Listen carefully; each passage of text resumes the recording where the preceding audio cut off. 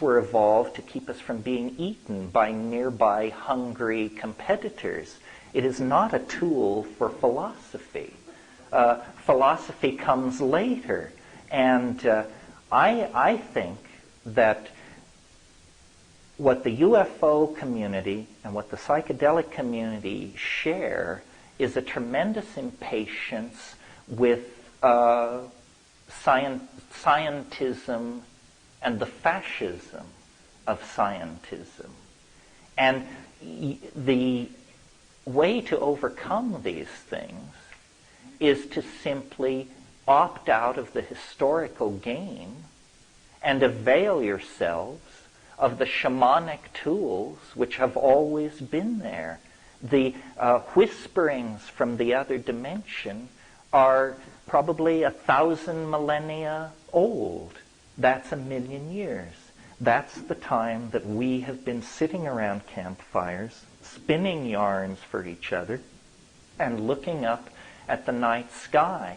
We are not alone on this planet, but it may be that we are the late evolving intelligence. The mushroom said to me once, I said, "What are you doing here?" It said, "You're a mushroom, you live cheap." I said, but it said, it was not such a bad neighborhood till the monkeys went berserk. And that was only yesterday.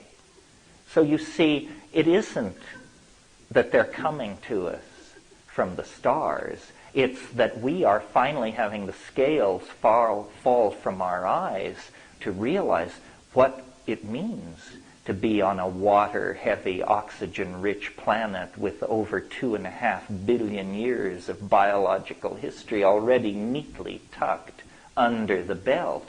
I mean, the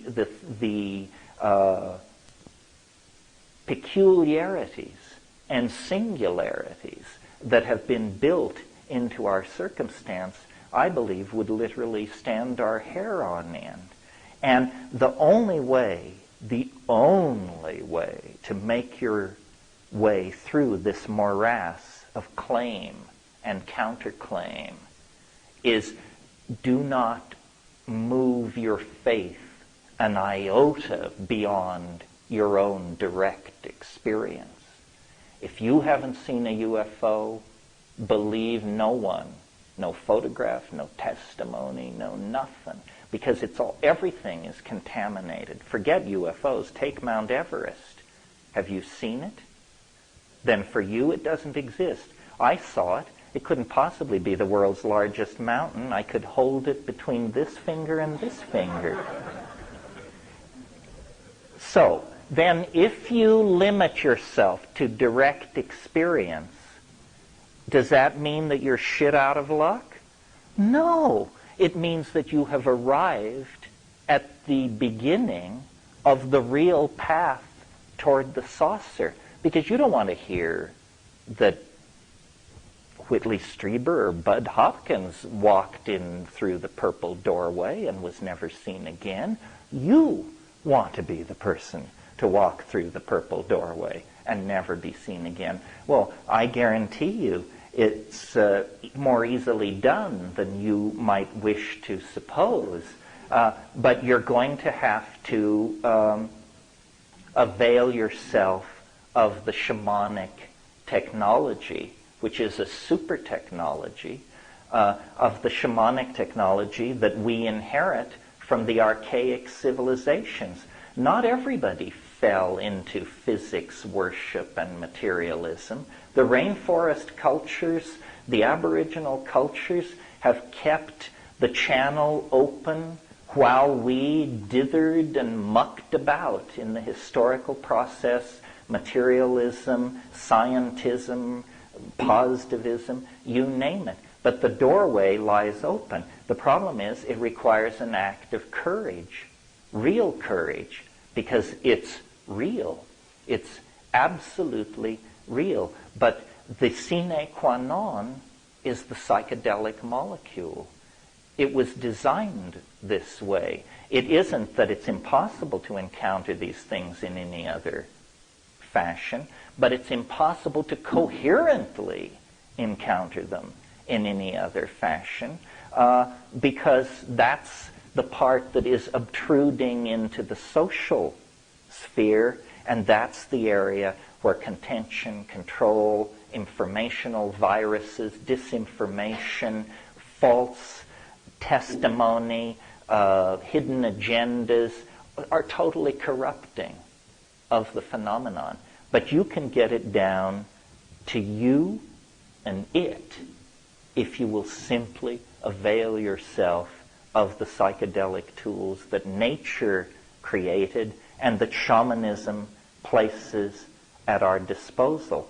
That's where the frontier of this hyper-technical fantasy is headed, toward a revivification of knowledge systems that were ancient when the pyramids were not yet even a gleam in the eye. Questions? Thank you very much.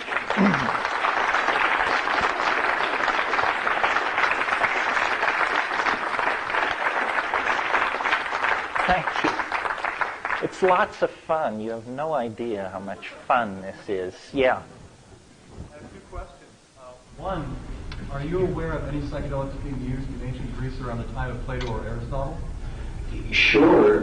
You should read The Road to Eleusis by Wasson and Hoffman, that argues very persuasively that an LSD-like alkaloid lay behind the Eleusinian mysteries. That was the great mystery religion that inspired all of the movers and shakers of the Hellenistic world. And your second question? Yeah, my second was, would you comment on the connection between serotonin and psilocybin? Good question. Serotonin is a neurotransmitter that occurs in almost all life. It occurs from flatworms to human beings. And interestingly, as you ascend the phylogeny, there is more and more serotonin. More in mammals than in any other major order of animals, more in primates than in any other kind of mammal, and more in man than in any other primate. Serotonin is 5-hydroxytryptamine. Psilocybin, 4-phosphoryloxy-NN-DMT, although it must be said that the phosphorus group is clipped off almost immediately and it becomes psilocin, 4-hydroxy-NN-dimethyltryptamine. I believe that on one level what's happening is that there is a kind of evolutionary competition going on. Obviously, some neurotransmitters are more efficient than others. And it may be that we are only a 1 or 2 gene mutation away from a swapping out of serotonin for some more efficient, whatever that might mean, neurotransmitter. Now, romantically, wouldn't it be nice if psilocybin were it? I suspect it isn't, because psilocybin is not known to be elaborated in the tissue of any higher animal.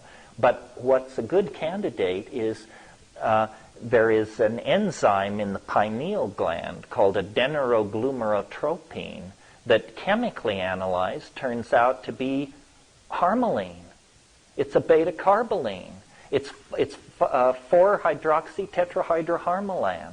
These harmine molecules are part of the mystery, incredibly bioelectronically active, with a structure that assimilates to the Ajna chakra, and they are the molecules which are a part of the ayahuasca brew. I think we're on the brink of a tremendous evolutionary